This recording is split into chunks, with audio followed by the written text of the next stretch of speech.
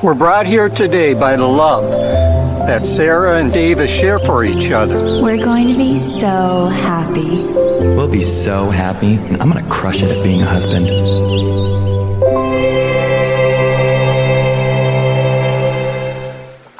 Happy anniversary, babe. Great idea coming here. It's been an amazing year. It sure has.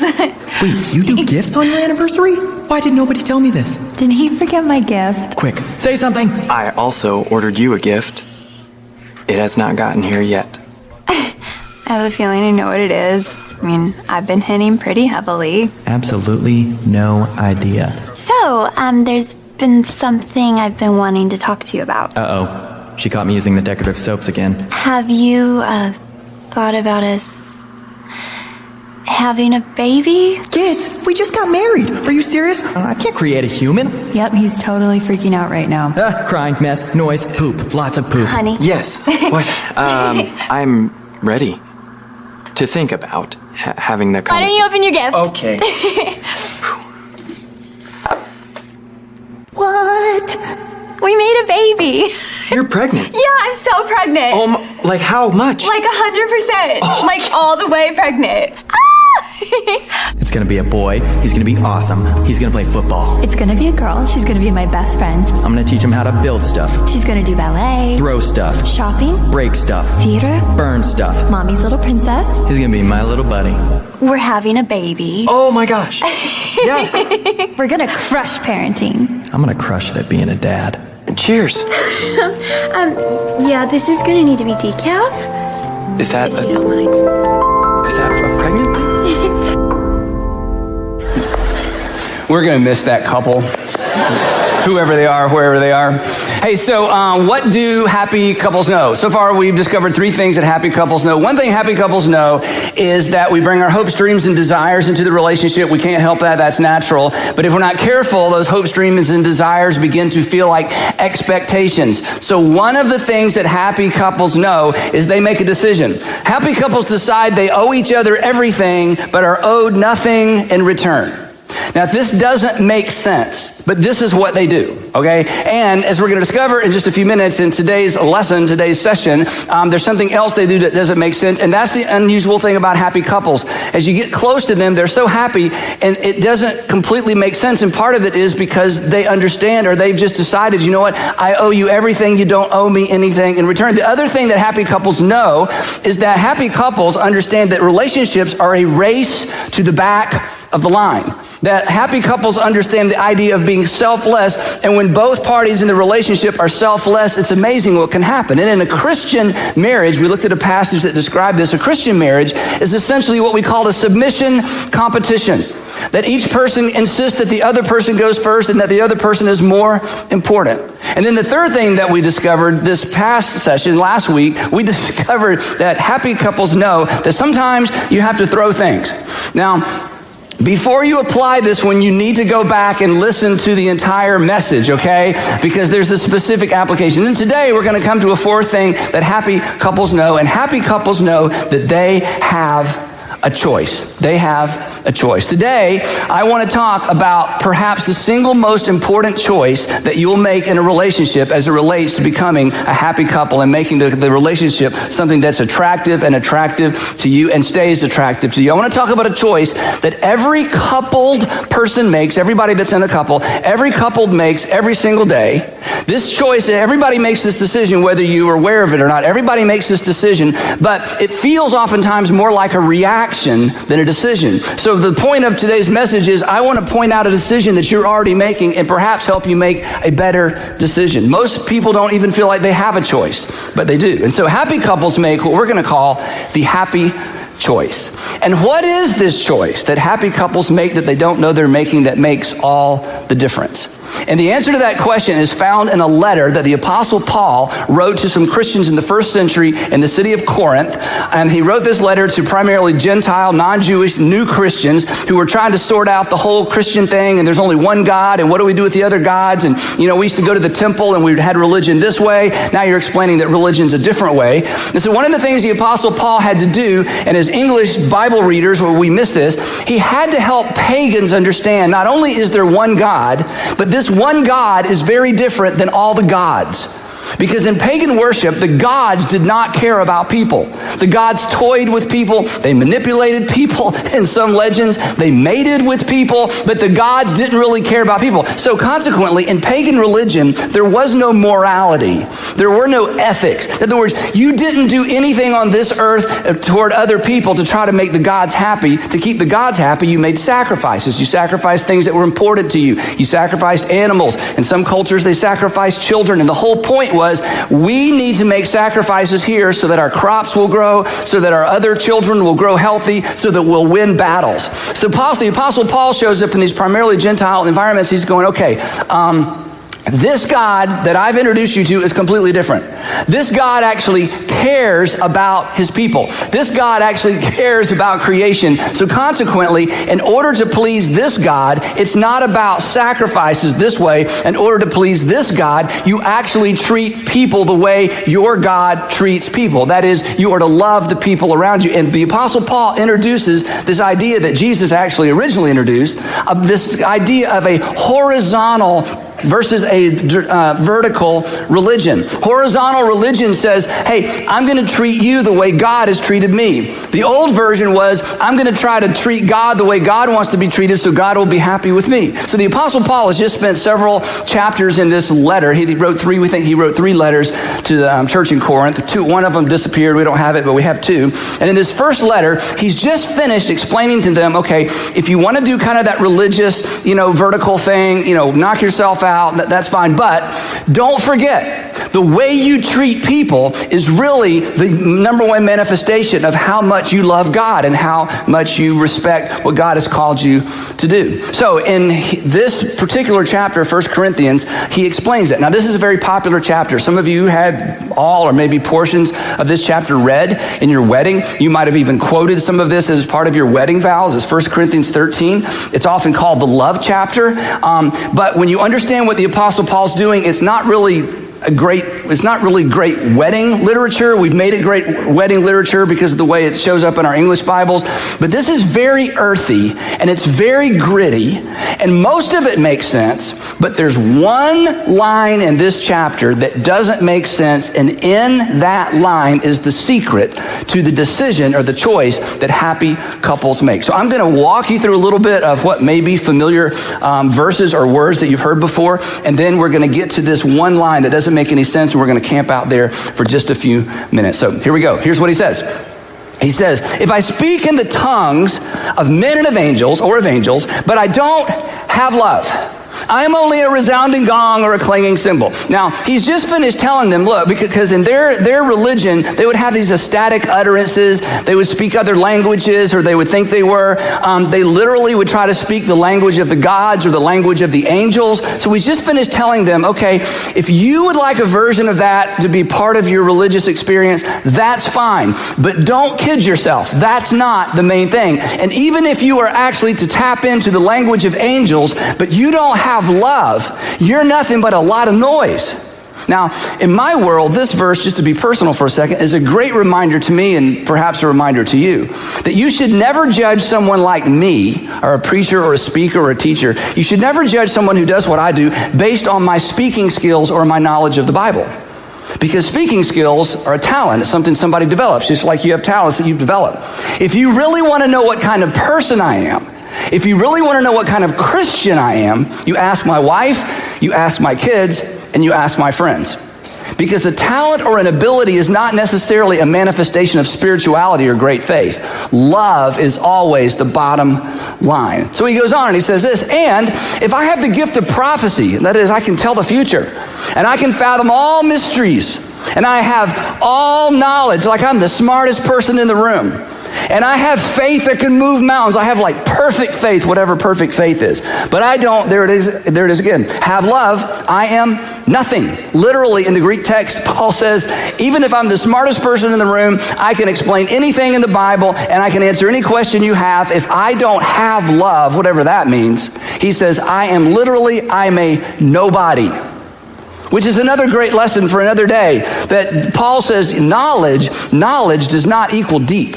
If you want to meet somebody who is like a deep Christian and deeply spiritual, knowledge is not the measure. Love is the measure. Then he says this. He says, and if I give all I possess, I mean, who would do that? He says, not 10%, not 20%. Even if I give everything I own to the poor, and if I give my body, after I'm finished giving away my possessions, I give my body to hardship that I might boast, but do not have love, I gain nothing. Now, there's so much in this verse. This verse is the nail in the coffin for prosperity theology. Now, I don't have time to go into it today, but here's what the Apostle Paul is saying in this verse.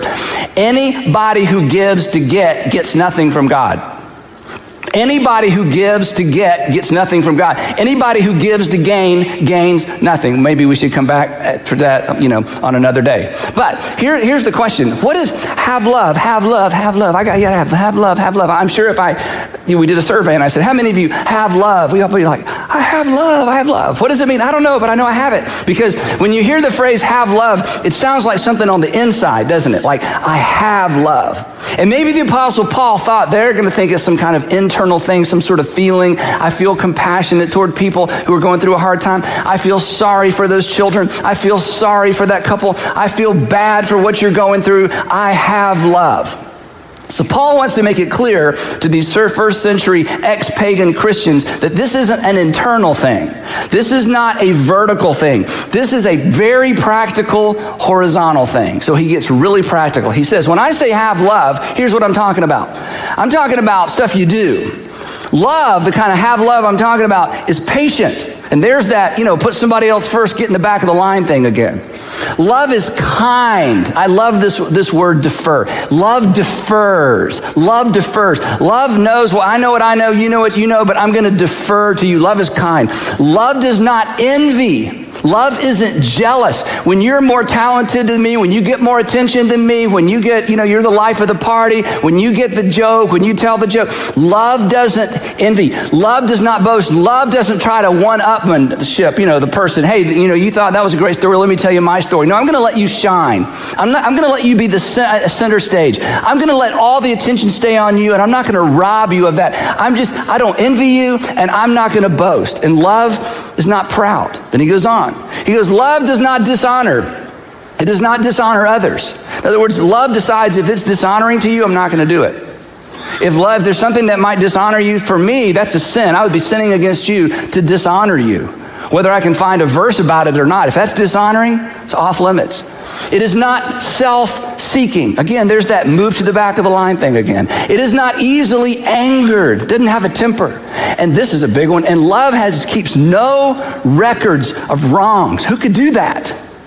But wouldn't you love to be in a relationship with somebody who could do that? Who keeps no records of wrongs?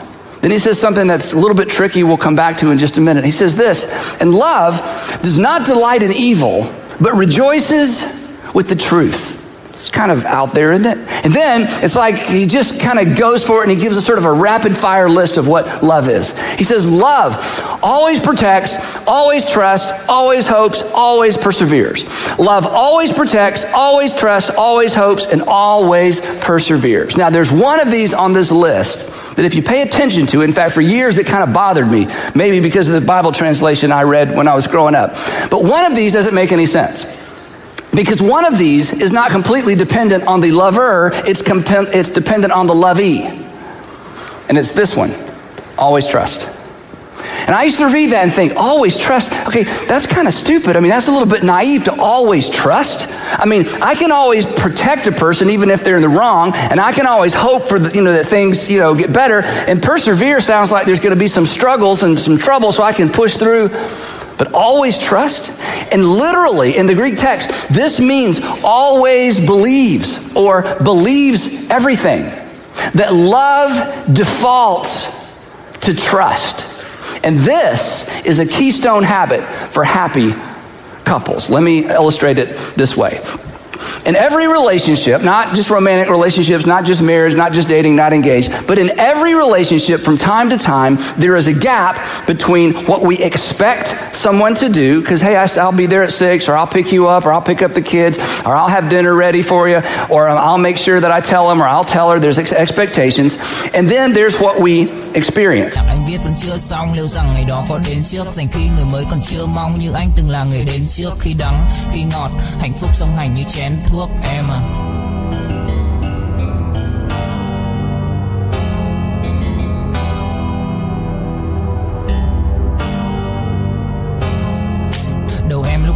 đơn giản nên ca từ anh chỉ mộc mạc, không cần quá nhiều điều cao siêu. Mọi thứ bắt nguồn từ gốc gác, không phải bông đùa hay chốc lát, càng không tự nhiên mà bộc phát là bao nhiêu ngày tháng suy tư và thể chẳng anh dần hốc hác. Em hâm em ngu si, anh âm thầm như cu ly, chỉ biết yêu em không chủ ý, dù em nhạt nhẽo chẳng thú vị. Khóe mắt của em là vũ khí, nhìn em vui vẻ đã đủ cười, không dám. And in every relationship from time to time, there is a gap between what we expect and what we experience. And every single time, this is the choice that we make. And oftentimes we don't even realize, in fact, I think most of the time we don't realize we're making the choice because it feels like a response. It feels like a reaction. But every time there's a gap between what we were told someone was going to do or what they led us to believe they were going to do and what they actually did, whenever there's a gap, whenever things don't line up, we choose what we put in this gap. And we either choose to believe the best. I don't know why he's late. I don't know why she didn't. I don't know why they followed through. But you know what? I'm sure they have a good explanation. And when I get all the information, I'm sure it will make sense. Or we assume the worst. That she did it again. He did it again. You know, I kind of expected it. That's how it usually is. Happy couples, make it a habit. Make it a habit to choose to believe the best. This is what it means to believe all things. It is a choice. In the moment, it doesn't feel like you have any choice. And I'm going to say this 10 more times in our time together because I want this to sink in. Every single time there's a gap between what I was told, what I was led to believe, what I was promised. Every time there's a gap between that and what I actually experienced. He didn't come through. She was late again. I don't know where he is. I don't know what happened. I don't know why he didn't. I don't know why she didn't. Every time there's a gap, we make a choice as to what we put here. And happy couples choose to believe the best until they just can't believe the best anymore. This is a keystone habit for happy couples. Now, that's what the Apostle Paul wrote a couple thousand years ago. Interesting, in 2005, an author and speaker and thinker, Marcus Buckingham, wrote a book called, we'll put it up here for you, The One Thing You Need to Know. This is a book about business management and leadership and making progress. It's an extraordinary book. I have our staff read this years ago. And in this book about organizational skills and being a better leader and better manager, he uses an illustration to illustrate his point that actually makes our point. And in this book, he cites a 20-year study, a couple of decades. Over 20 years, a group studied happy couples.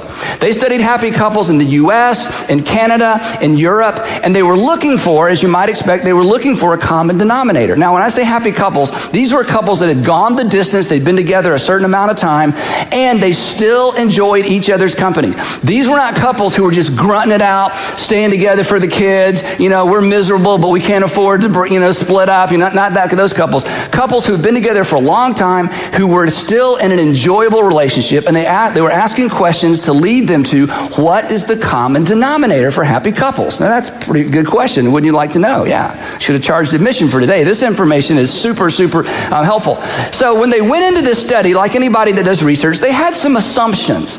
And one of their assumptions, in fact, their primary assumption, was they expected that they would find couples who'd gone the distance, who'd had some bumps along the way, but still loved to be together. They assumed that they would find that over time, these couples had downgraded their expectations of the other person as it relates to their motives, their character, and their virtue. In other words, that over time they'd realize, well, you know what? He's not as great as I thought he was. She's not as great as I thought she was. So I'm just going to lower my expectations. I'm going to have a more realistic view of my husband or my wife or my partner. And so consequently, we'll be able to stay together. Their study showed the exact opposite. In fact, they asked each person in these couples lots and lots of questions. And they had an opportunity to rate themselves and then rate their spouse, in this list of questions. And consistently, happy couples rated each other. Happy couples rated each other more positively in every quality than their partners rated themselves. In other words, they viewed their partner, they gave their partner higher scores than their partner, their husband or wife, gave themselves. They had, as it turned out, it was unrealistic. They had an unrealistically positive view of the person that they were with. In fact, one of the summations of this study was that love is actually blind. That is true, because they seem to be blind to the deficiencies in their spouse. And then the description went on to say this, that this positive view that they had toward the other person created what they called an upward spiral of love.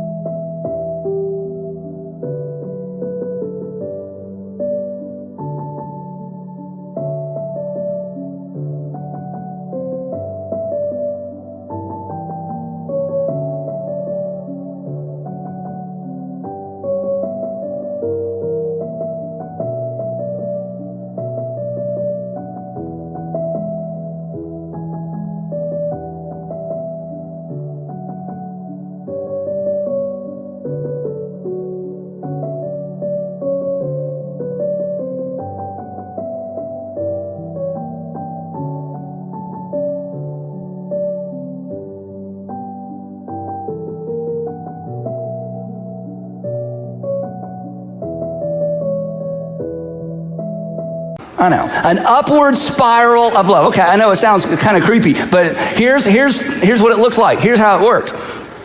The illusion, oh, she's just the greatest, he's the greatest, created the conviction. They believed it for so long, they actually really, really believed it. No, he's the greatest, she really is the greatest. Their conviction led to a sense of security. Because you know what? Because they're the greatest, I feel secure in this relationship. I trust them. The security led to a high level of trust. Well, high levels of trust always lead to intimacy. Because you know what intimacy is? Intimacy is a fearless reveal. Intimacy is, I trust all of me to you, and I don't have to hold anything back because I feel like I can trust all of me to you. That's the essence of intimacy. And the intimacy fostered love. And you know what the love did? The love underscored the illusion, which created more conviction, which created more security, more intimacy. And so they said it was like it just kind of built on itself and went up and up and up. At the end of this study, here was their recommendation. Now, this is so powerful. Their recommendation was this. In a relationship, find the most, and I love this phrase, find the most generous explanation. When there's a gap between what I expected and what I experienced, come up with the most generous explanation for the other's behavior, and then believe it. Come up with the most generous explanation for the other person's behavior, and then just decide to believe it. Believes all things, always believes. Choose to believe the best. To which I say, can you say, ruby red slippers?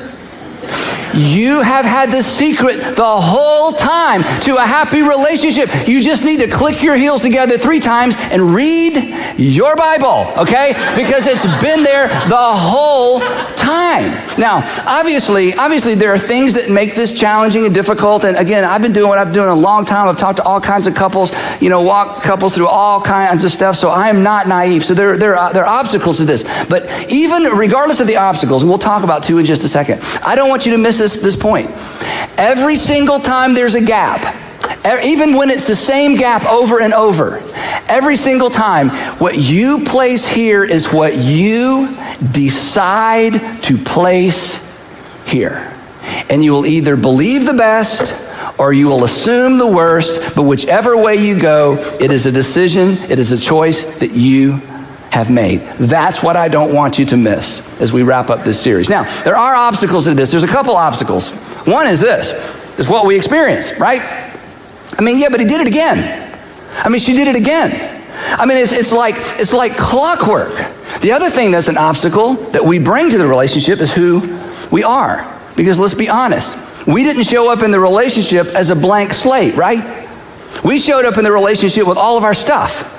and all of our baggage and all of our father wounds and our mother wounds and our grandfather wounds and my older brother wounds and just all, my former boss wounds and that boyfriend that I stayed with for way, way too long. And I found out, I was like one of three and, all those wounds, we bring all of that stuff. So some people have a more difficult time trusting than others. We bring our history, we bring our baggage, our fear, insecurity. And because of that, there are certain behaviors that trigger certain responses in all of us. We can't help that. But here's what I want you to hear. Even with all your junk, even with all the stuff you bring, and even with all the inconsistency of the person that you love and are in a relationship with, it is still a choice every single time. And let me just kind of dig a little bit, okay? Because I've been doing this a long time. Suspicion is a self-fulfilling prophecy. Okay? If you assume the worst for, lots and lots of time, eventually, I promise, you will find something to actually be suspicious about. And here's why. Because when you're in a relationship with a person that has low trust, you're on pins and needles all the time. When you're in a relationship with a person that you feel like is kind of looking for you to do something wrong, you are never at ease. You are always off balance. And you will be so careful, and you will be so cautious, and you will be so controlled in your behavior and your words that you will appear to be up to something, even if you're not. And it won't be your fault. If you have low trust because of the past, phút đâu cần chỉ cho phút bắt đầu. Nhớ đến cái lúc còn gió sương vơi đầy, nhớ hình bóng người nào đó vương nơi này. Trong vài khoảnh khắc mong có được đôi tay ấy cổ lau đi bầm ly khi nào thưởng hơi cay. Xa một người và bước qua cuộc đời không phải xa đi vĩnh viễn mà chúng ta chỉ tạm chịu nỗi đau. Kiếp này mau tìm đợi nhau, kiếp này sau đừng về nơi hoàng tuyển đã có hoa bỉ ngạn.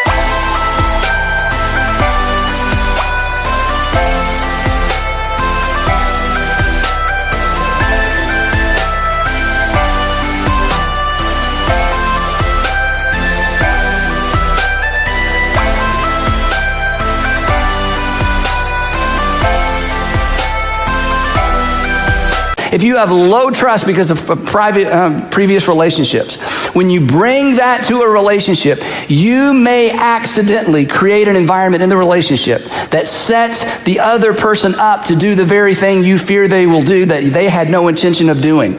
Because suspicion and low trust in a relationship is almost always a self-fulfilling prophecy.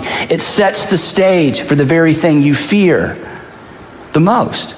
That's why you need to pay attention to who you are, not just what the other person is doing. And both of these are important, but it's so much easier, isn't it, to focus on what they said and what they did as opposed to who we are in the relationship. But even with all of that, we still get to choose.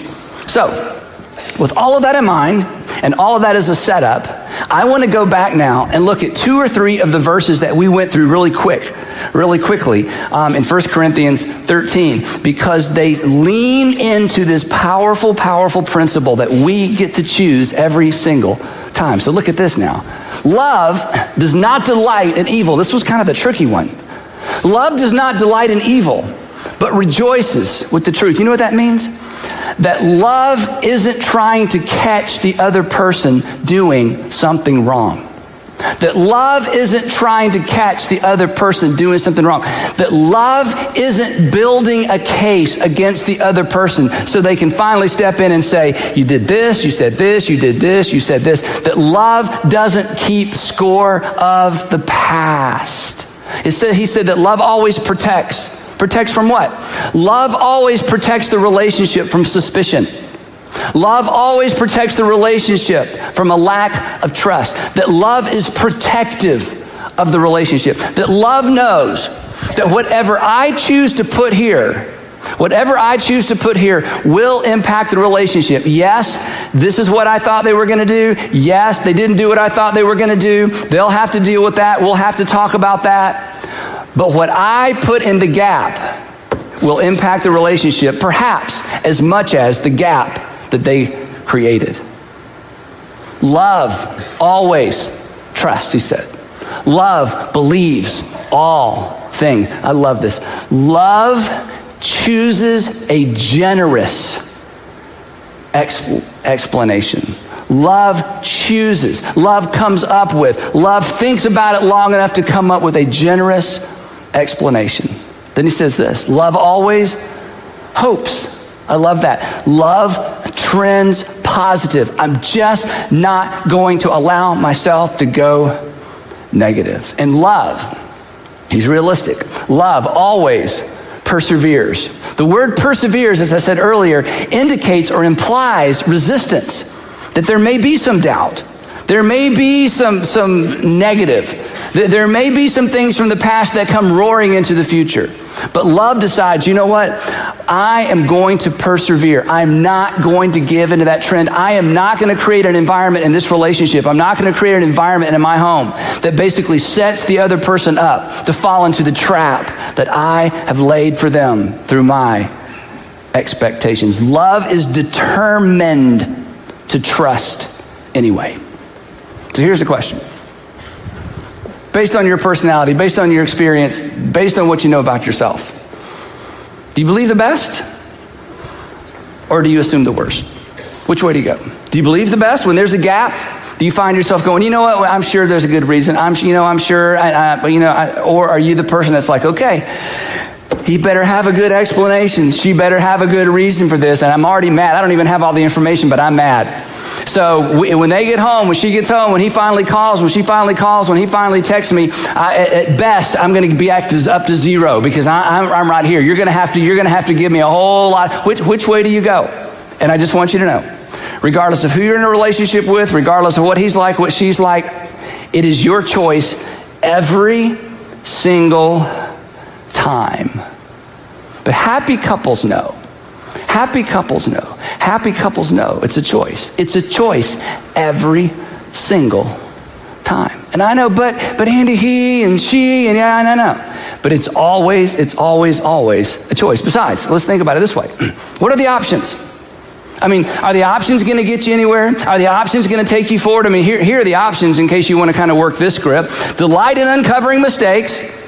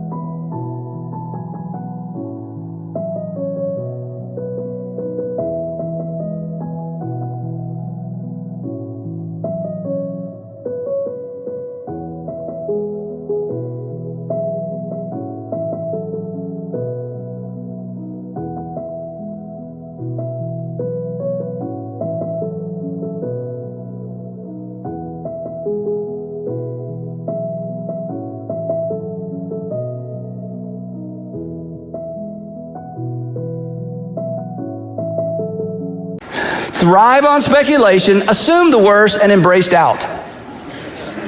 Now imagine that you're sitting down with your future kids or your current kids that are older and about to get married, and you're going to give them advice about a successful relationship, moving into marriage, moving into a permanent relationship. If you're going to give them advice, how much of this advice would you give them? Basically, honey, lay a trap, wait, he'll step into it eventually. And then you can say, I knew that was going to happen. Just lay a trap, just always be looking for stuff, always be, piece things together, kind of have the whole formula worked out in your mind, and then you just wait and eventually she'll step into it. No. You would say, you know what, when there's a gap, and there are going to be gaps, there are always going to be gaps. You get to decide what goes in the gap. And you're always going to come out better if the habit, if the pattern of the relationship is believing the best. Now, so here's your homework assignment for those of you who are coupled. Just do this for a week. Just decide. Even if it's like 9 times out of 10, there's no good excuse for what he did or what she did. Just for a week, decide, you know what? Before I get all the information, before he calls, before we get together tonight, I'm going to come up with a generous explanation, and I'm going to believe it. I'm going to choose to believe my own explanation for his or her behavior, just for a week. Just choose to trust. Now, trust equals acceptance. When you trust me, that's accepting me. When I trust you, that's accepting you. That's if you want to be accepted by somebody, or if you want to accept somebody, you just communicate, I trust you, I trust you, I trust you. Our hearts and ultimately our behavior is drawn to trust. The people that you want to let down the least are the people that you respect and admire the most. And when you create an atmosphere, when you create the pattern of high trust, when you create the pattern of high trust, you create the environment of high acceptance. And all of our hearts are drawn toward acceptance. Now, does this mean you don't have difficult conversations? No, of course you have difficult conversations. And when it's the same thing over and over and over, of course you talk about it. But as soon as that conversation is over, you just get right back to it. Because that's the past. I'm not keeping score. Even if it's not, if the last 10 times out of 10 times there was no good excuse, this 11th time, I'm going to come up with a generous explanation. I am going to choose to believe the best, because that's what happy couples know, and that's what happy couples do. Because happy couples know that believing the best is a choice, and it's a choice they can make every single time they decide to choose it. It's the happy choice, and that's what happy couples know.